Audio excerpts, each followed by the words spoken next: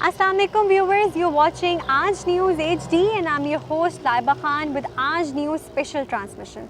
Viewers, आज जो मेरे पास गेस्ट मौजूद हैं वो बहुत ही अहमियत के हामिल हैं क्योंकि उन्होंने कुरान पाक का जो है वो गैर मनकूत तर्जुमा किया है. तो इतना खूबसूरत काम जिन्होंने सर अंजाम दिया है. I am having the very वर्दी presence of doctor Mohammad Tahir Mustafa with me. अस्सलाम वालेकुम सर. वालेकुम अस्सलाम. सर कैसे हैं आप? अल्हम्दुलिल्लाह, आप ठीक हैं? अल्हम्दुलिल्लाह. सर सबसे पहले मेरा यही आपसे सवाल है कि इतना खूबसूरत एक आपने अमल सर अंजाम दिया है, बहुत ही अच्छी आपको अल्लाह मियां ने सादत दी है. ये इसका आगाज़ कैसे हुआ, ये ख्याल आपके ज़हन में कैसे आया? बिस्मिल्लाहिर्रहमानिर्रहीम. बहुत शुक्रिया लाइबा. मेरी ज़िंदगी का शुरू से ही एक मकसद रहा है कि तारीख़ में ऐसा काम किया जाए जो कि मुनफरद अंदाज़ का हामिल हो. उससे पहले वो सादत किसी के हिस्से में ना आई हो. लिहाजा इस वजह से अल्लाह रब्बुल इज़्ज़त से मैंने दुआ भी मांगी थी और मैं कोई 11 मरतबा बैतुल्लाह हाज़री दी और गुलाफ़ काबा को थाम कर अल्लाह ताला से यही दुआ की थी कि या अल्लाह मुझसे कोई ऐसा काम ले लेना जो मुनफरद भी हो, जो किसी और के हिस्से में भी ना आया हो और उसमें आपकी रज़ा भी हो और तारीख़ में एक ऐसा वो रकम हो जाए कि इससे पहले दुनिया में पहले वो काम ना हुआ हो. तो अल्लाह रब्बुल इज़्ज़त ने मेरी उस दुआ को कबूल किया और ये सादत मुझे अता की कि मैंने कुरान करीम का मुकम्मल उर्दू ज़ुबान में दुनिया में पहली मरतबा, तारीख़ इंसानियत में पहली मरतबा ये मुकम्मल तर्जुमा किया है. ज़बरदस्त, माशाल्लाह. ये तो मेरे लिए बहुत एजाज़ की बात है कि आज मुझे अल्लाह मियां ने सादत दी आपका इंटरव्यू करने की. अल्हम्दुलिल्लाह.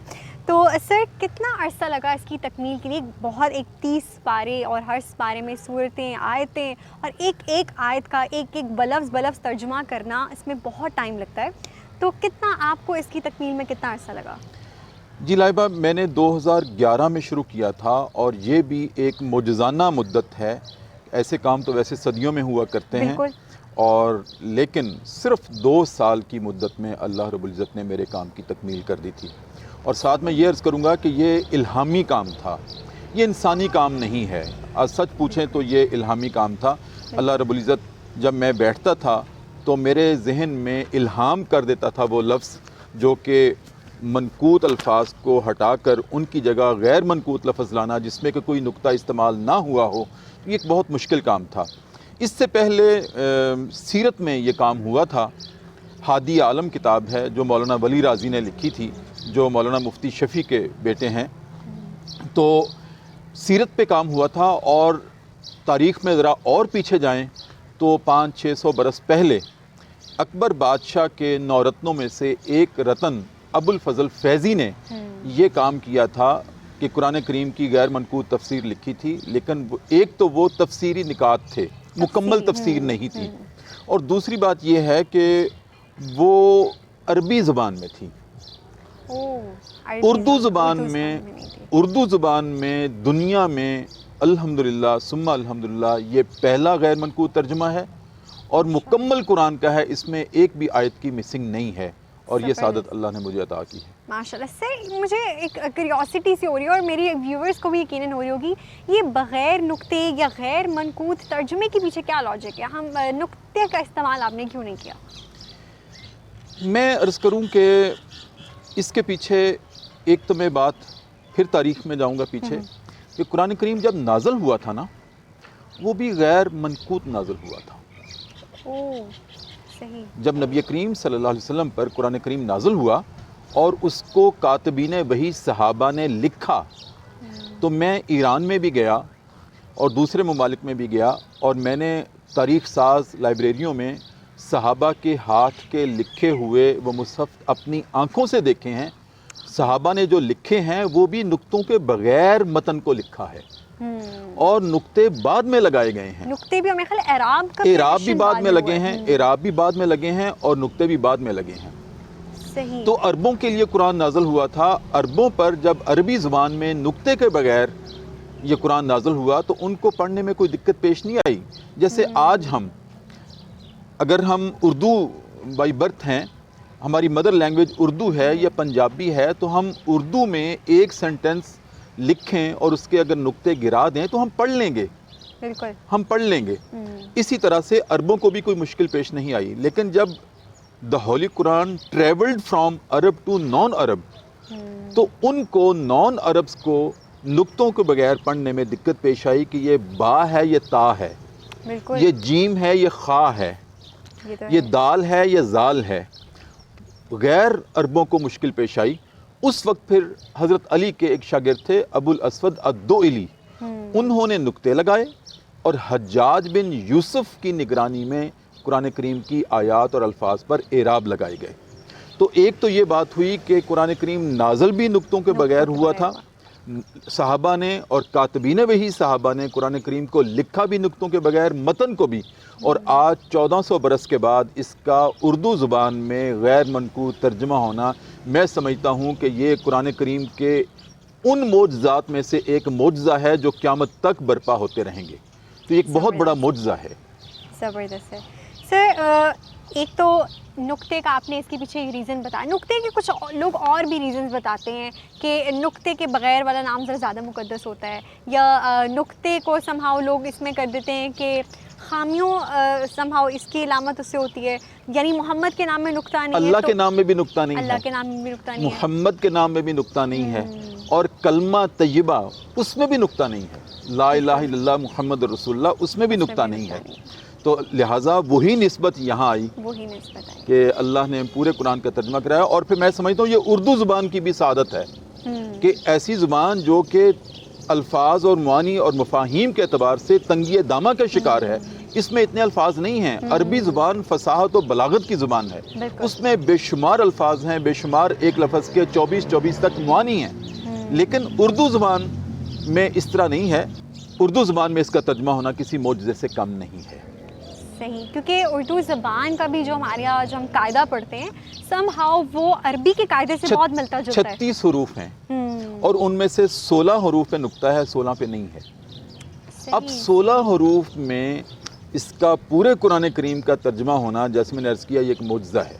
بالکل. اب مجھے کافی حیرت ہو رہی ہے کہ آپ الفاظ کہاں سے لائے, الفاظ کا چناؤ بغیر نقطے کے الفاظ کا چناؤ آپ نے کتنا مشکل کیا؟ بہت مشکل ہے, جیسے میں نے عرض کیا کہ مشکل تو پیش آتی رہی. تو اس میں کوئی آپ کی ہیلپ بھی کسی اسکالر نے, کوئی آپ کے ٹیچر نے, یا آپ؟ میں تھا اور میرے اوپر اللہ کی ذات تھی. زبردست. کوئی نہیں تھا میرے ساتھ میرے پاس اس وقت, اور تکمیل آغاز سے لے کر تکمیل تک میں اور اللہ کی ذات تھی.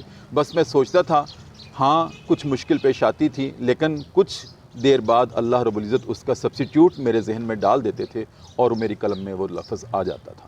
زبردست. تو سر یہ آپ شرف صرف اردو کو بخشنے والے ہیں یا دوسری زبانوں کی طرف بھی جائیں گے کہ فارسی میں یا کسی اور زبان میں آپ کو عبور حاصل ہو کہ اس زبان میں بھی بغیر نقطوں کا ترجمہ ہونا چاہیے؟ ہاں جی, میں تو چونکہ اردو زبان میں کیا ہے, دوسری زبانوں پہ مجھے اتنا وہ نہیں ہے, ایکسپرٹی نہیں ہے.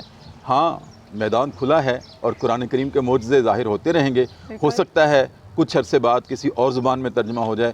میرے غیر منقوط ترجمہ کرنے کے بعد مجھے یہ خبر ضرور ملی ہے کہ پشتو زبان میں کوئی شخص غیر منقوط ترجمہ کر رہا ہے. زبردست.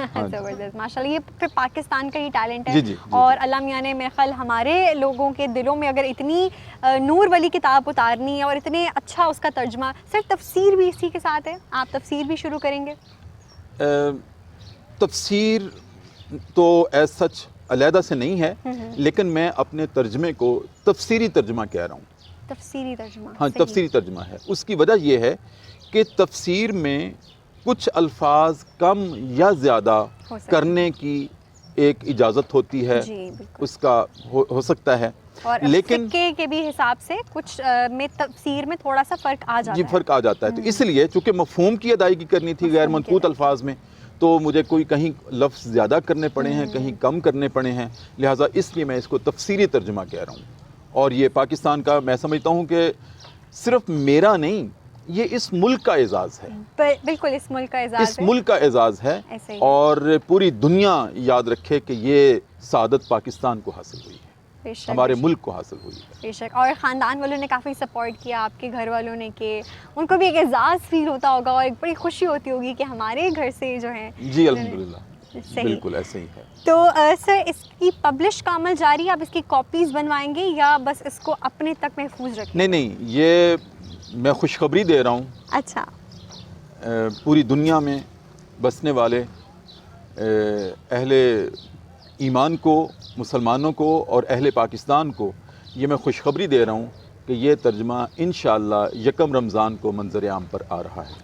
اچھا ماشاء اللہ، یہ تو رمضان کا ہمیں ایک اور تحفہ مل گیا. ہاں جی، ایک اور تحفہ ہے، ان کی یہ میری طرف سے اس ملک پاکستان کو تحفہ ہے، عالم اسلام کے لیے ایک تحفہ ہے کہ یہ منظر عام پہ آ رہا ہے. انشاءاللہ پھر یہ پبلش ہوگا، ہم لوگ اپنے گھروں میں رکھیں گے، ہم لوگ اس کی اپنے آپ کو اتنا ایکسپرٹ بنائیں گے کہ ہم بغیر نقطے کے ترجمہ جو ہے ہمیں سمجھ آ جائے گا. آنی بھی چاہیے، ہماری اپنی مادری زبان اردو ہے، تو آئی تھنک بغیر نقطے کے پڑھنا میں ہمارے لیے جی میں سمجھتا ہوں کہ یہ صرف میرے لیے، آپ کے لیے، ہم سب کے لیے اعزاز نہیں ہے، بلکہ وہ لوگ دنیا میں، وہ لوگ جو قرآن کو نہیں مانتے لیکن قرآن کا مطالعہ ضرور کرتے ہیں، مستشرقین بھی کرتے ہیں، بالکل کرتے ہیں، ہندو بھی کرتے ہیں، دوسرے مذاہب کے بھی مطالعہ ضرور کرتے ہیں ہمارے. اس لیے تو قرآن کو قرآن کہا گیا ہے کہ دنیا میں سب سے زیادہ پڑھی جانے والی کتاب.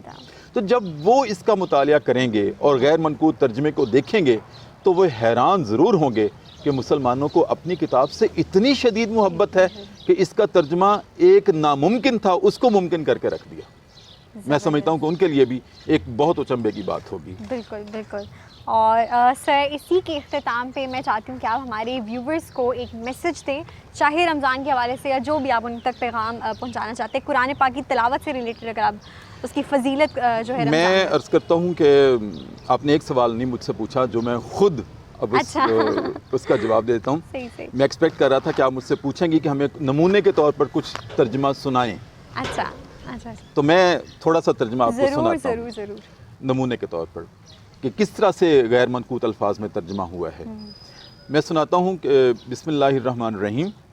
اس کا میں نے ترجمہ کیا ہے، آپ دیکھیے گا، اللہ کے اسم سے، رحم والا اور لامحدود رحم والا ہے، کوئی نقطہ نہیں. زبردست. اللہ کے اسم سے، رحم والا اور لامحدود رحم والا ہے. قل هو اللہ احد، کہہ دو کہ اللہ احد ہے، کوئی نقطہ نہیں. اللہ الصمد، ہم اس کا منقوط ترجمہ کرتے ہیں کہ اللہ بے نیاز ہے. کس بات سے؟ وہ یہ سورہ اخلاص جب نازل ہوئی تو اس کا مضمون توحید ہے. توحید ہے.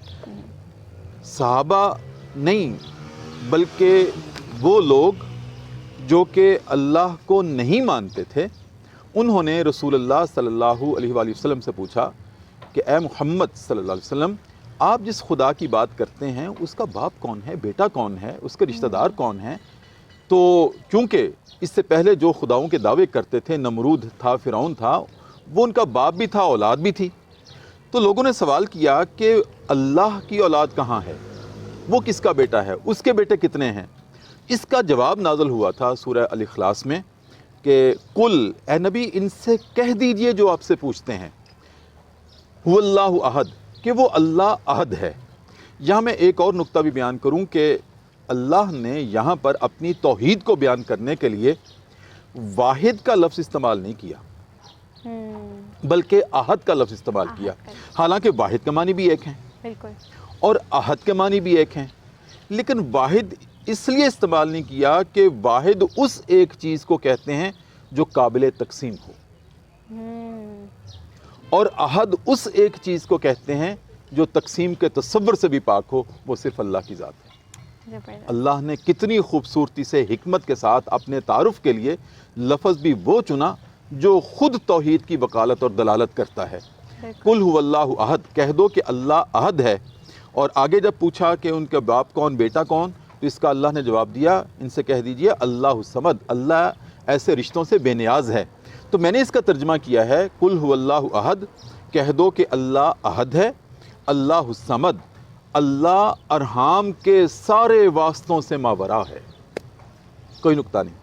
ارحام رشتوں کو کہتے ہیں. اللہ ارحام کے سارے واسطوں سے ماورا ہے. لم یلد ولم یولد، اس کی کوئی اولاد نہیں، نہ وہ کسی کی اولاد ہے. اب اس میں نہیں آ رہا ہے، اب نہیں کو میں نے چینج کرنا تھا.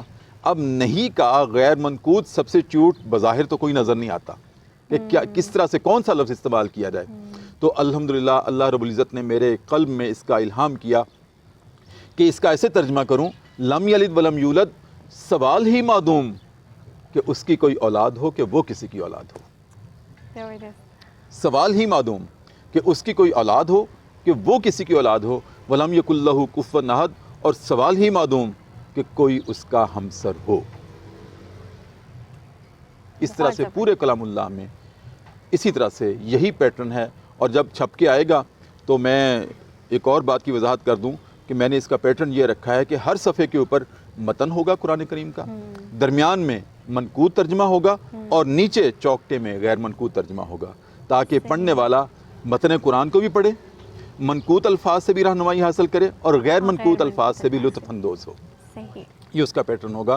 انشاءاللہ یکم رمضان کو آ رہا ہے انشاءاللہ. And I would love to read it. اور مجھے ابھی سے بہت شوق ہو رہا ہے کہ جلدی سے یہ آئے اور رمضان میں جو ہوں یہ اس کی تلاوت انشاءاللہ کروں، کیونکہ مجھے بہت ہی خوبصورت الفاظ لگیں گے. ٹو بی آنیسٹ بہت اچھا لگا مجھے. آخر میں آپ نے پیغام کا کہا تو میں پیغام یہ دوں گا ہر نوجوان کو، خاص طور پہ اپنی یوتھ کو اور اپنے بڑوں کو، کہ وہ اپنی اولاد کو اس قابل بنائیں کہ تاریخ میں ان کا نام رقم ہو. آپ کے لیے بھی میسج یہی ہے، میرے لیے بھی یہی تھا اور یہی ہے کہ اللہ نے ہر انسان کو کوئی نہ کوئی صلاحیت دی ہے، اور ایسی صلاحیت دی ہے کہ اس کو ٹریس آؤٹ کرنے کی ضرورت ہے.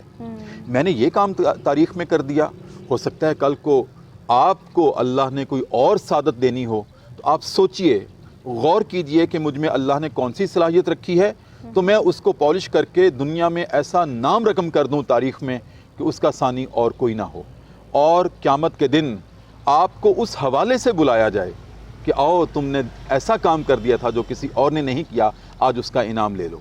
تو میں یہ عرض کروں گا کہ ہم سب کو سوچنا چاہیے کہ تاریخ میں کوئی نہ کوئی ایسا کام کر جائیں کہ جیسے پروین شاکر کی قبر پہ لکھا ہے کہ مر بھی جاؤں تو کہاں لوگ بھلا ہی دیں گے، لفظ میرے ہونے کی گواہی دیں گے. تو ویورز، آئی ہوپ آپ کو آج کا جو یہ سیشن ہے وہ بہت ہی انفارمیٹیو اور بہت ہی خوبصورت لگا ہوگا، اور میں یہاں پہ بیٹھی ہوئی جتنی لطف اندوز ہو رہی ہوں آپ بھی یقیناً اتنے ہی ہوئے ہوں گے. تو stay tuned with Aaj news HD for more informative and interesting stuff. Thank you so much. اللہ حافظ.